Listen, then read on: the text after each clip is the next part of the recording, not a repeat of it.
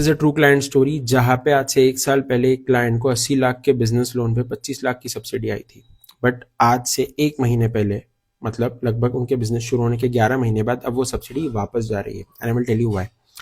तो उन्होंने जो लोन लिया था उसमें से मशीन का लोन तो बराबर चला गया, बट जो सीसी थी, कैश क्रेडिट जिसको बोला जाता है, उसकी एक उनको 15 लाख की लिमिट ओपन करके दी थी। अब उसमें से आप पैसा निकाल सकते हो, बट स्ट्रिक्टली बिजनेस पर्पज के लिए यूज करना होता है। तो आप उससे रॉ मटेरियल परचेस कर सकते हो या डे टू डे ऑपरेशन के लिए यूज होता है। तो इन्होंने वो पैसा लिया और इसको एक नॉन बिजनेस पर्पज के लिए यूज कर लिया। अब वो बिजनेस पर्पज बड़ा था, लेट्स से उन्होंने कोई गाड़ी खरीदी या घूमने चले गए, हम उस पर नहीं जाएंगे।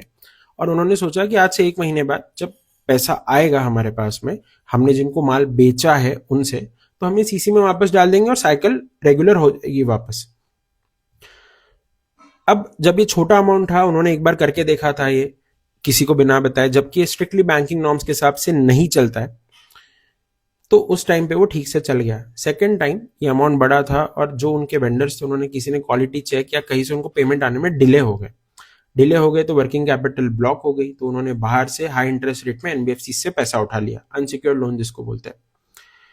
वो जो पैसा उठाया उसके रेट्स हाई थे, उससे थोड़े दिन रूटीन में लाने की कोशिश करी उन्होंने उनकी वर्किंग कैपिटल साइकिल को, नहीं हो पाया।